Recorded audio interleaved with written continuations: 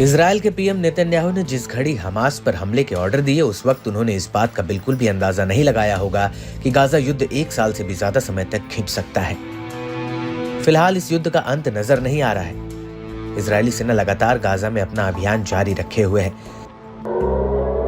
वहीं लड़ाके भी छिपकर और घात लगाकर इजरायली बलों की मुश्किलें बढ़ा रहे हैं। दूसरी ओर इजरायल में बड़ी संख्या में लोग अपनों की वापसी की उम्मीद में दिन गिनते नजर आ रहे हैं।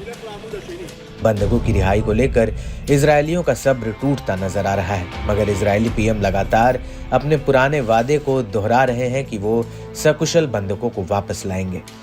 इस कड़ी में एक बार फिर इजरायली पीएम ने सबको हैरान करते हुए जंगी हालात के बीच गाजा का दौरा किया। नेतन्याहू का अचानक से गाजा पहुंचना कई मायनों में बेहद अहम माना जा रहा है। नेतन्याहू सिर पर हेलमेट और बुलेट प्रूफ जैकेट पहने नजर आए। उनके साथ रक्षा मंत्री, आईडीएफ चीफ ऑफ स्टाफ और कई कमांडर देखे जा सकते हैं। इस दौरान नेतन्याहू को गाजा के ताजा हालातों से रूबरू कराया गया।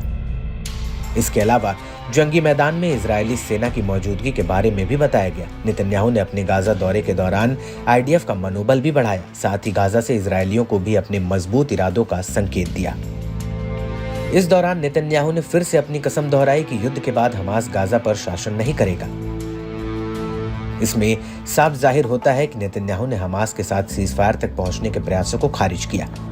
नेतन्याहू अपने हालिया गाजा दौरे में एक अलग अंदाज में नजर आए, जहां उन्होंने बंधकों को वापस लाने के लिए नए लुभावने ऑफर की भी पेशकश कर डाली। नेतन्याहू ने इजरायली बंधकों को सौंपने वालों को भारी भरकम भुगतान करने का प्रस्ताव रखा।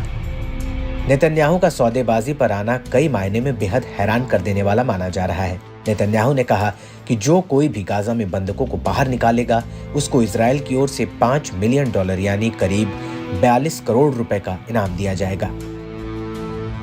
אני נמצא כאן בחוף הים של עזה עם שר הביטחון, הרמטכ"ל, ראש השב"כ, עם מפקדינו וחיילינו הגיבורים שעושים כאן עבודה נפלאה פה במרכז הרצועה, בכל חלקי הרצועה.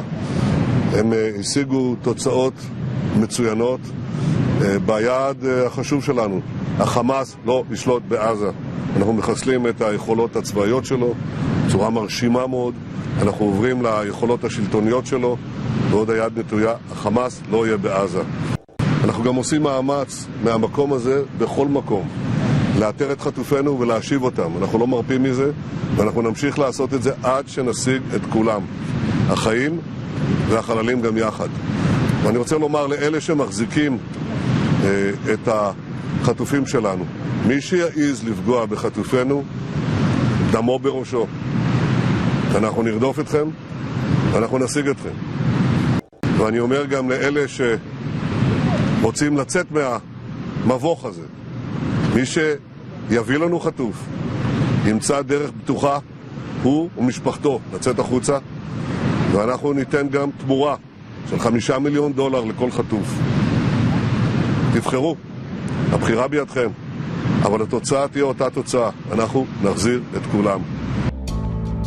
नेतन्याहू ने नेट्ज़ेरिम कॉरिडोर का दौरा करने के बाद ये बात की, जो गाजा में फैला हुआ एक बेल्ट है, जहां इजरायली सेना ने कई महीनों तक अपना अभियान चलाया। नेतन्याहू ने ऑफर के अलावा अपने तेवर भी दिखाए। दुश्मन की धरती पर कदम रख नेतन्याहू ने हमास को चेतावनी देते हुए कहा कि जो कोई भी हमारे बंधकों को नुकसान पहुंचाने की हिम्मत करेगा, समझो उसकी मौत होगी। हम तुम्हारा पीछा करेंगे और हम तुम्हें पकड़कर तुम्हारा शिकार करेंगे। ऐसा माना जाता है कि 7 अक्टूबर 2023 को हमास की ओर से किडनैप किए 251 बंधकों में से 97 गाजा में ही रह गए, जिनमें से 34 की मौत की पुष्टि हो चुकी है। हमास ने बीते साल नवंबर के आखिर में एक सप्ताह के संघर्ष विराम के दौरान 105 लोगों को रिहा किया।